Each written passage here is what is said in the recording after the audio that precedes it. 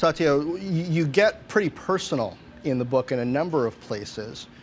One, when it comes to your mother and the choice that she made to give up her teaching career and stay home, and the impact that had on you. Tell me, how does that frame the way you look at the challenges of gender equity in the workplace that Microsoft and other businesses are facing right now? In fact, I've started to reflect a lot more about the changes or the trade-offs that my mother had to make. As I think about the women at Microsoft and some of the trade-offs and the struggles that they have in balancing their family and work.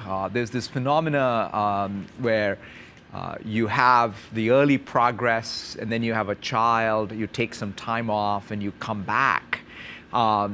That's one of those very crucial times when the organization has to support you. The managers that you work for have to support you to get you back and thriving. And when I look back, I think that was the crucial thing that was missing for my mother.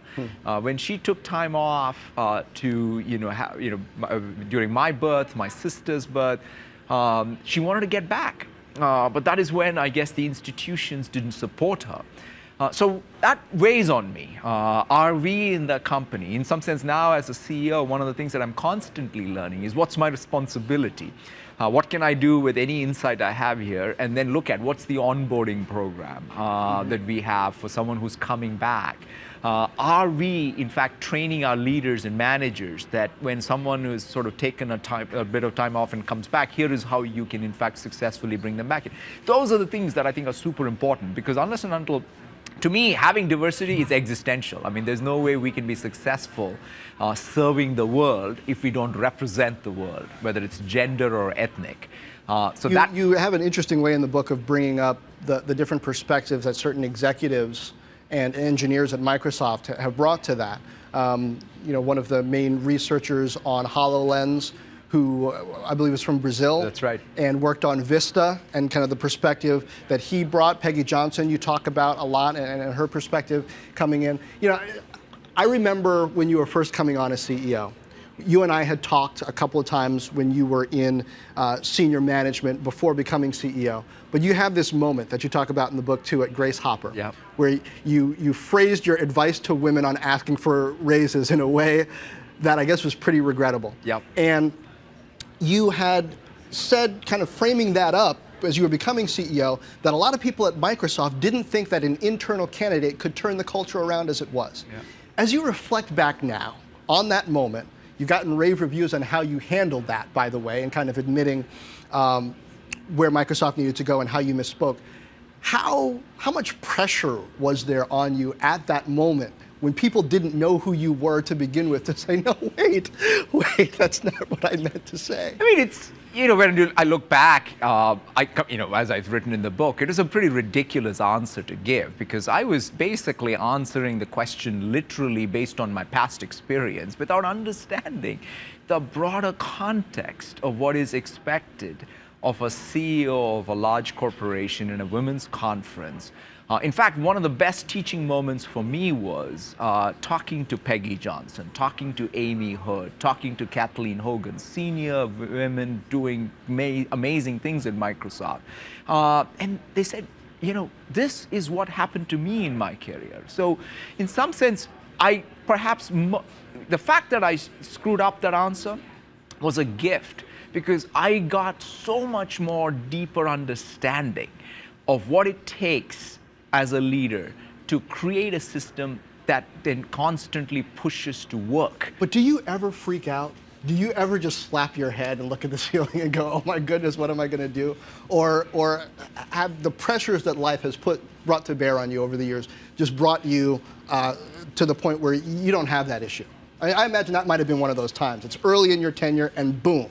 No, I mean, I think, the way I look at it is that the pressure is on every day, right? Because in some sense, that's what's exciting too, right, about these jobs, which is what I've at least learned is I'm not perfect. But one thing that I'm open to and I want to be open to is learning from my mistakes.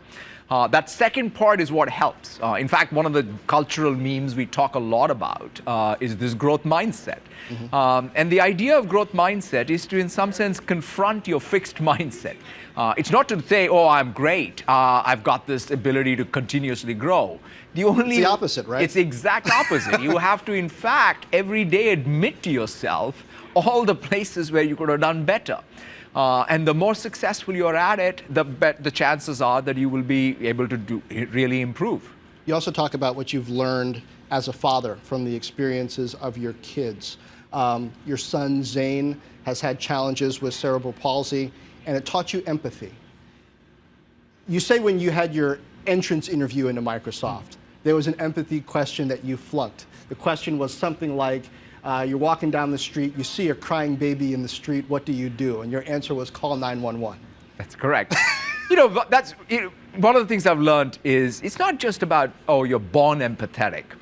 If anything, I think life's experiences help you gain more insight and more deeper empathy for more people. In fact, if anything, that's what happens. And so the question is, how are you using those moments? That interview question clearly made me think. I mean, I was 25 years old. I was not even married at that point. So I didn't have that empathy for what does one actually do when a child is crying on the road. You actually hug them, or you don't try and look for a phone. Same thing with Zane. In fact, I must say I learned from my wife. What came so much more naturally to her when Zane was born, which is to care for him, is something that it took me a while, because it was more about, I was first about why did this happen to us and me? And then a few years went by, and then I realized nothing happened to me. Something happened to Zane. What's my responsibility as a father?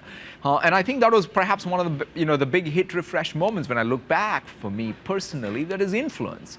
And so I think it's our life's experience that then leads into work, and work's experience that leads into life. And it's one of those things where it has to be lived. It can't be talked about. You mentioned also one of your daughters had learning differences, and you were going to a school in Vancouver, which is some distance away from Seattle, not too far, but it means you had a split family life with going to places. I can't imagine with your schedule how you managed to do that, despite the fact that your wife is apparently Wonder Woman, which helps, right? So as you navigated that as well, and you think about the challenges that families have navigating different dynamics now, what does that add?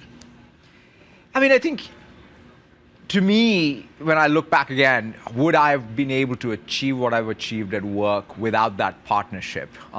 You said my wife's partnership was instrumental. I mean, some of the things, what happened with Zane, in fact, perhaps made us more resilient and more ready to deal even with our youngest child's learning differences. We had built a community around us. We knew how to seek out help. And more importantly, we were willing to do what it takes to give her the best opportunity. So those decisions we made, even to split the family and live across Vancouver and Seattle and do all of the crazy things we had to do, in some sense we didn't question ourselves. We just did it because we had perhaps by that time developed that sense of empathy for the opportunity we needed to give her. How do you decide to do that?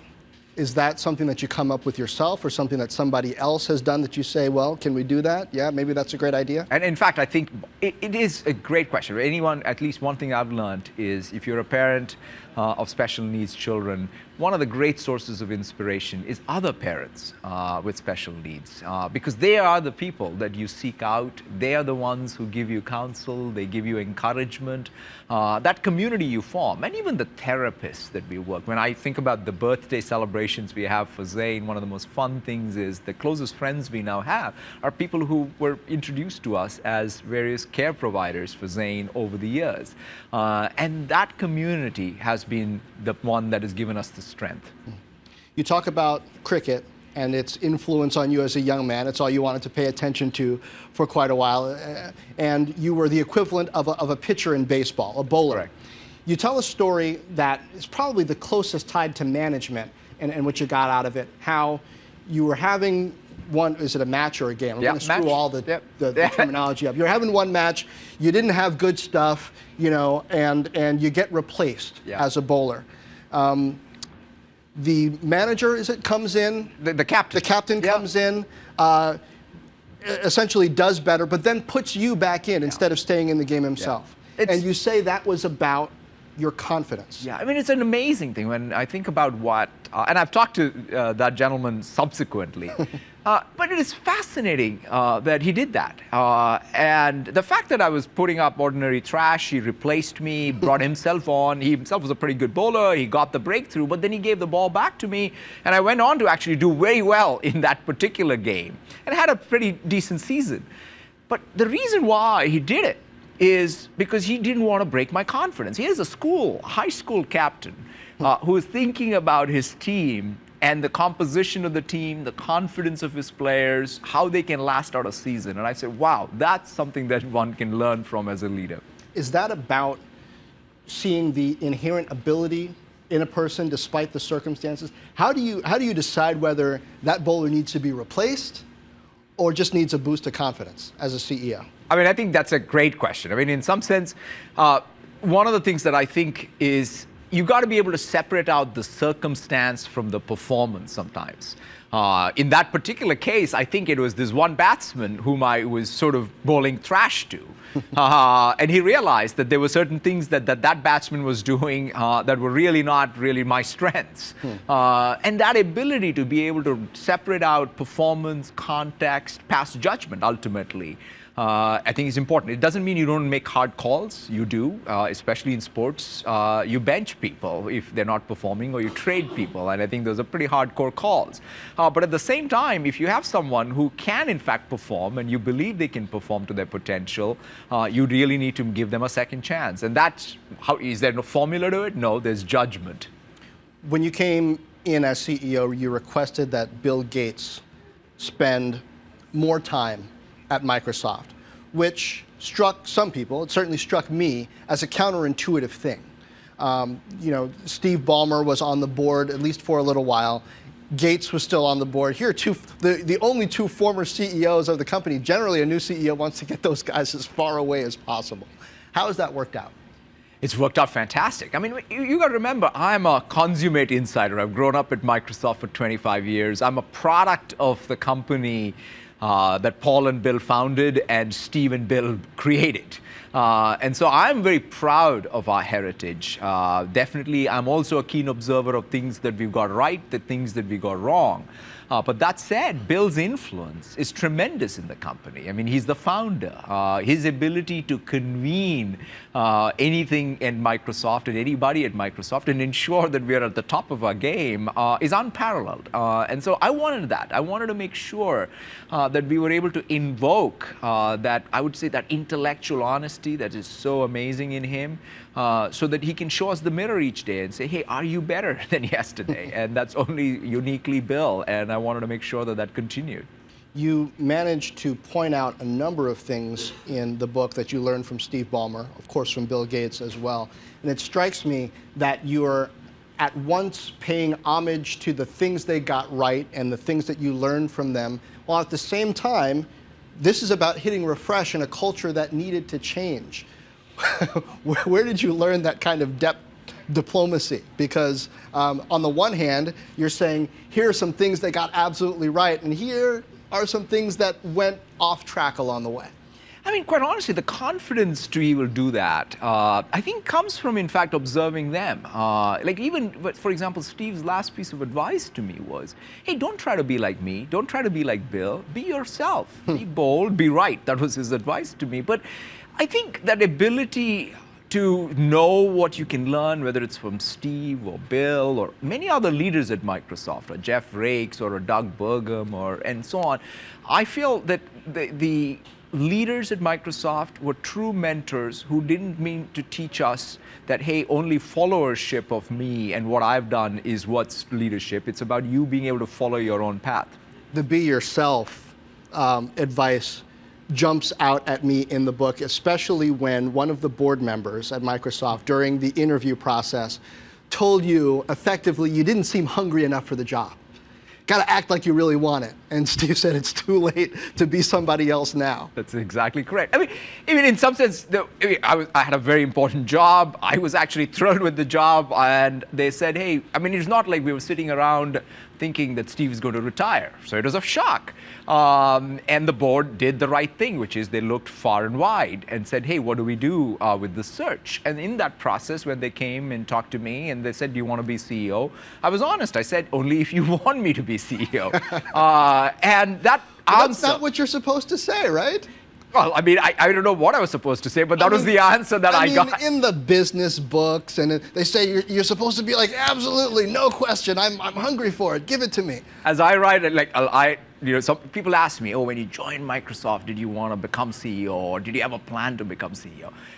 No, I did not, and not did I have a plan to become CEO even the day after Steve, announced his retirement. So it's something that I've always felt that the job, I was never the kind of guy who said, oh, let me wait for my next job to do my best work. I always took the job I had and just pour myself into it and say, wow, I'm so happy to have this and do my best work, and it worked out. So how did the idea get into your head? If it wasn't the day after Steve Ballmer said that he was stepping down, who suggested it to you, or when did it, maybe I'm the guy? In fact, the board, when they asked, one day they said, hey, do you have a point of view? I said, of course I have a point of view. And that's when they asked me to even write a memo and said, just describe it. Like, what would you do if you were CEO? And I mean, having grown up, having observed, I actually absolutely had a first-class view. In fact, most of what we have done subsequently is straight out of that memo. And so that's, I think, what perhaps even gave the board confidence about sort of my abilities. And it was also helpful for me to articulate it. One of your other kind of counterintuitive management moves, I think, is your relationship with Chi-Lu. Chi-Lu, yeah. Chi-Lu. I always pronounced that wrong. My apologies, Chi, if you're listening. You guys had recruited him away from Yahoo, I believe it was at the time, right? He had already left Yahoo. He had already left Yahoo. And on the flight from talking to him, Steve Ballmer said to you, well, if we're going to get him, then basically you might, Satya, have to end up working for him, so I hope that's not a problem. And you said, sure. Why wasn't that a problem? I mean, hiring somebody above you, here you are, upwardly mobile in the organization, doing a great job. You're going with the CEO to interview people, and you're getting leapfrogged? I mean, this is one of the things, again, quite frankly, I learned from observing both Bill and Steve, which is if you're confident and you can go long on yourself, because for me, the opportunity to learn from Chi at that point was much bigger than just trying to get the job that we were trying to recruit him for. And when I look at what Chi was able to contribute, not only to my own growth and then Microsoft's growth, I'm so much, we as a company are so much better off, and I as an individual are so much better off. And I think those are the moments. I mean, the same thing happened when Steve asked me to go to Bing. I'd just been promoted to run our business solutions. And here was the opportunity to go run, especially at a very dark time for us when we were losing share and a lot of attrition. He didn't really give you the hard sell on that job, though, did he? He said, hey, it'll be a great opportunity, but think wisely, because if you fail at it, there is no parachute. But it was that honesty with which he sort of said it. And at the same time, what got me there was, I remember very distinctly, and I write about this in the book, which is I went that night to those offices where these engineers were sitting. And it was 9 o'clock or so in the night, and everybody was in. And like I was thinking, wow, what are these guys doing? And I said, I have to join this team because I'm going to learn a lot more. And so that curiosity, that ability to constantly hit refresh, I think is important. It's not that every one of these decisions is done hoping that they'll work out. It's real risk. But without that, there's no payoff. So, hitting refresh on Microsoft. You've hit refresh. Has the new element on the page loaded yet? Or are we still waiting? To me, one of the things that Bill writes in the foreword, I think, captures... Bill Gates. Bill Gates right. writes... it captures, I think, the essence of hit refresh and the logic behind it, which is, you got to be smart so that the page load time is fast. That means you don't want to change everything. You want to change the things that matter the most to be able to really go after the new concepts. See, culture and culture change is in support of, in our case, innovation. And in tech, there is no such thing as a constant. So the idea that you have to come up with new concepts which need new capability is what culture enables. So culture on its own is not just an agenda, but culture coupled with new innovation is what really our business is all about. A lot of people are going to say, why write a book now? You know, some people write a book after they've retired or after, you know, they've hit some obvious success point. You said this is not a memoir. You're not trying to say that the game is over and you've won. Is this kind of a cultural touchstone moment where you're trying to do this for Microsoft's employees and prospective employees and customers, saying, hey, look, here's what we're trying to do? I mean, you're right, because most business books are written, looking back, either as grand successes or grand failures. One of the things that I felt was, as we are going through this process of transformative change amongst transformative technology change, how do I reflect on that process? That's more this book. And this entire metaphor of even hit refresh is, we as individuals are dealing with change all the time, and we're hitting refresh. We learn from it. The same is true for organizations, and same is true for our society. So while in the midst of it, so to speak, in the fog of war, what are the reflections? So this is clearly not some destination that has been reached, but it's more a process of continuous renewal. One of the challenges that you talk about in the book is privacy versus security. We've just had the CEO of Equifax resign in the wake of that huge data breach, 143 million accounts compromised. Maybe not on paper the worst privacy breach ever, but I would argue it is the worst in terms of the impact on consumers. Is Microsoft paying enough attention to technology's potential dark side, even as you look ahead to artificial intelligence and some of these other technologies, to prevent the equivalent of an Equifax happening 10 years down the line in the AI era? It's a very important question. There's no doubt that as every part of our life and every part of our economy increasingly is driven by software and is becoming digital, cybersecurity is top of mind. In fact, if I look back, with any new technology, there's always going to be the dark side. After all, with the telegraph, there was wire fraud. We had to come up with both the laws as well as technology to deal with it. And I think that same is going to be true with whether it's with AI or cybersecurity. To me, at Microsoft, one of the things that we have to really step up to, and this is something that even we started 15 years ago, is the core security of our products has got to be a top priority. We are, after all, the first responders. And so therefore, really being on top of our game on a continuous basis. Because it's often said of the internet, oh, it wasn't built for security. Right? If it had been built inherently secure, that would be better. Is machine learning and AI, the constructs that you're building, are they being built with security and the potential dark side in mind? It's a great point, because one of the things that we sort of sometimes think is security is something that can be completely built in. Clearly, there is a way for us to secure the protocols, the data, and so on. But one of the things that is so important for everyone to realize is that operational security posture that all of us have. It's kind of like, if somebody said this to me, you can't get fit by looking at others go to the gym. You have to go to the gym. So what does that mean in the technology sense? That means, in some sense, you have to really say, what's the digital estate? What are the intrusions? What are the attacks? Am I able to detect them fast enough? Am I able to remediate for it fast enough? So the operational security posture is as important as, quote unquote, the locks you put on your front door. Are you watching? And in some sense, that's an intelligence game. So I'll give you an example. At Microsoft, for example, when you're now using one of our cloud services, the fact that we see 1 billion plus endpoints and what's happening at them in real time, we use the intelligence from that to secure our cloud. That means anyone who's using Office 365 will not get these malicious things that may be propagating in email because of our ability to take data from one place and use it to secure everyone else. What about businesses like Equifax? If they had been on your cloud, would you have any kind of early warning system that would have alerted them that this vulnerability was being exploited, they were losing data? You know, I can't speak to the specifics of Equifax and their state, but overall, I think the more we have the ability to take data that we see across our digital estates and all the good guys share that data, the better off we will be in keeping anyone who's trying to attack. And that, I think, is something that I am a proponent of at the industry level. It's been about 10 months since the LinkedIn acquisition officially closed, I believe. $26 billion, big buy.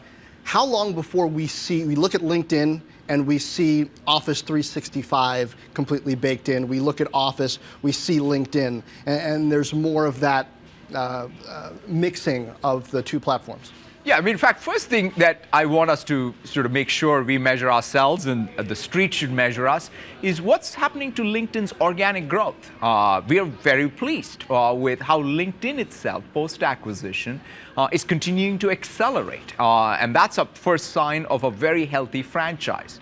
Then there are two obvious areas that we can really see the integrations. One, in fact, we launched this, in fact, just yesterday, was the Office 365 and LinkedIn coming together to help professionals who use both those products. In fact, you could have gone to a conference, used the LinkedIn app to find all the other people who are at the conference and then network with them. That was sort of a cool thing. And in Outlook, you can find now your LinkedIn contacts. Somebody sends you mail, you find them there, you can see the files you exchanged. So that's fantastic to see.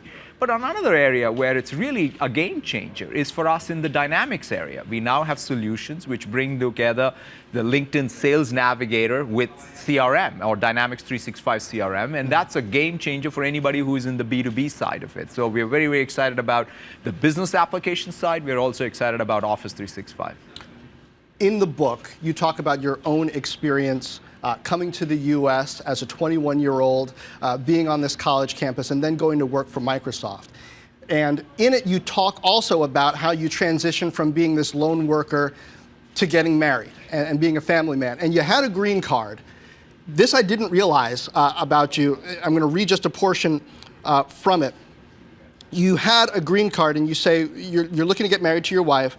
The H-1B enables spouses to come to the United States while their husbands and wives are working here. Such is the perverse logic of this immigration law. There was nothing I can do about it. Anu, your wife-to-be, was my priority. And that made my decision a simple one. I went back to the U.S. Embassy in Delhi in June of 1994, past the enormous lines of people hoping to get a visa, and told the clerk that I wanted to give back my green card and apply for an H-1B. He was dumbfounded. You gave up your green card because U.S. immigration law at the time said your wife would probably have to wait 5 years at least to come over. How does that inform the way you, as the CEO of Microsoft, look at this immigration debate that's happening in our country right now? The first thing I would say, John, I'm a product of two amazing, unique American things. American technology that reached me where I was growing up, helped me dream the dream, and then the enlightened American immigration policy that let me come here and live the dream. So when I think about it, only in America would a story like mine be even possible. So before we are critical about our immigration policy, the fact that the US is the beacon of hope and the attractor of talent from all over the world is something that we should hold as precious. That's where the criticism comes from, not in terms of anything else. Having said that, I think we can have an immigration policy that is enlightened, which is for our own competitiveness, right? It's not about doing this out of anything else other than to say, let us be the place which attracts the best talent so that that best talent can come contribute to our economy. But it's not just about skilled immigration.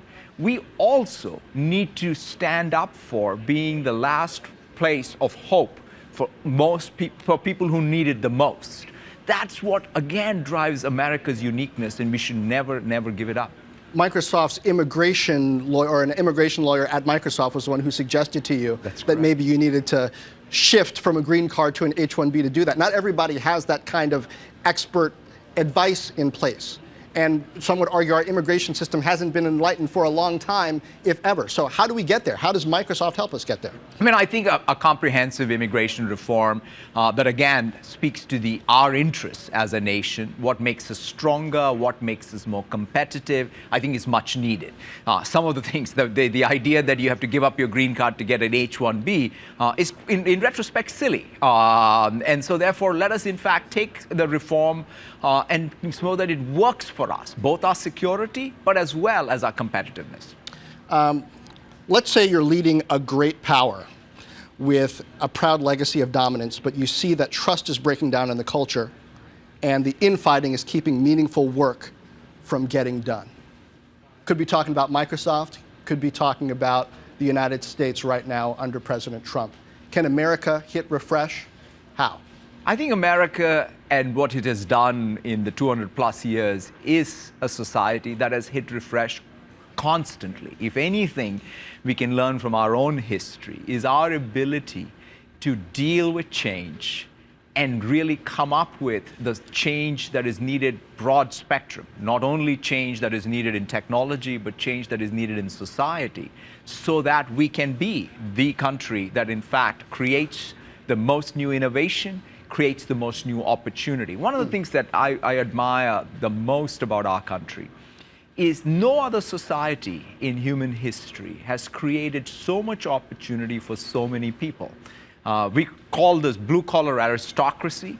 It didn't exist in human history until it was found in the United States. That's something that's precious, and it only happened because we were able to hit refresh. Microsoft is a sponsor of the NFL. Your Surface tablets and computers are all around the field being used more and more. You were also on the President's Tech Council until all of those were dissolved. There's a big controversy this week involving the President and the NFL. What would you say to him if you still had that seat at the table? Look, for me, I think respecting all points of view, in this case, the players, the fans, and making sure that we're doing everything possible to bring about more cohesion. Understanding where the other person is coming from, I think, is the need of the hour in all of us. So the more we can have a rich dialogue, it doesn't mean we have to agree on everything all the time, but let's have a rich dialogue. Let's have that empathy for the other person's point of view. Let us respect the point of view of other people. That is, I think, what has made America what it is today, and let us make sure we don't trade that off. As you looked at what Surface has done with this NFL relationship, has it worked? Is the NFL effective in its platform for a technology company, and is it becoming more effective or less so? Look, to me, I learned football when I turned 21 and came to the United States. It was cricket before that, It was right? cricket before. It's an amazing sport. It's an amazing brand. And for sure, our association with Surface and Xbox and many other technologies with the NFL has been fantastic. And it's something that we value a lot, and I know the NFL values a lot. We've even learned a lot. What does it mean to build technology that can withstand the sidelines of NFL? So we're very proud to be associated with it. I want to ask finally about artificial intelligence. You've got this AI and research and development group that's grown from 5,000 people to 8,000 people just in the past year. It's now more than 5% of Microsoft's headcount. How do you do that and look to the future without falling into that old Xerox PARC trap of having all these researchers in a group and not being able to get innovative products out the door from? That's a great question, John. I mean, in some sense, that's the existential question for us. 43 years after our formation, one of the things that we have realized is whatever novel new concept you've come up with ultimately will stop being novel. You will need to come up with the next thing. In order to come up with the next thing, you perhaps have to even build new capability. Like AI is something that we've always had, but we are in fact have to be now building even new types of AI. And to do that, you need a culture that fosters that capability building long before, quite frankly, even the new concept is clear. So one of the great benefits is the long-term approach Microsoft has taken towards AI. I mean, it was in 1995 when Bill said, the speech recognition thing is going to be important. Let's get started, right? We didn't turn around just yesterday to start working on speech synthesis or speech recognition. That ability to take a long-term approach, but then seizing these market opportunities when they arrive. And it's not that you'll perfectly time them, because you can't, but you've got to be able to build capability and have a culture that allows you to build the capability so that you can seize these opportunities. And the partnerships you've been doing lately, I mean, Cortana, Microsoft's speech agent talking to Alexa with Jeff Bezos over there at Amazon, isn't that risky? I mean, look, all partnerships can be viewed as, or all relationships can be viewed as zero-sum or as market expansive. one of the first things that at least I look at is what can we do? We're in such early nascent days of these voice-first devices. There are probably, 5, 10 million of devices. So it's just minuscule. I think what is most important for us is to start making it a daily habit. This ambient computing, whether it's computer vision or speech-driven, I think is going to be big. And more importantly, the strength that we have is around productivity and communications and things that professionals need, even in a voice-first world. Just like how we took our Office 365 apps and put it on iOS and Android, we want to make sure that our voice-first applications are also available on all platforms. So that's the fundamental construct behind it. Hey there, thanks for checking out CNBC on YouTube. Be sure to subscribe to stay up to date on all of the day's biggest stories. You can also click on any of the videos around me to watch the latest from CNBC. Thanks for watching.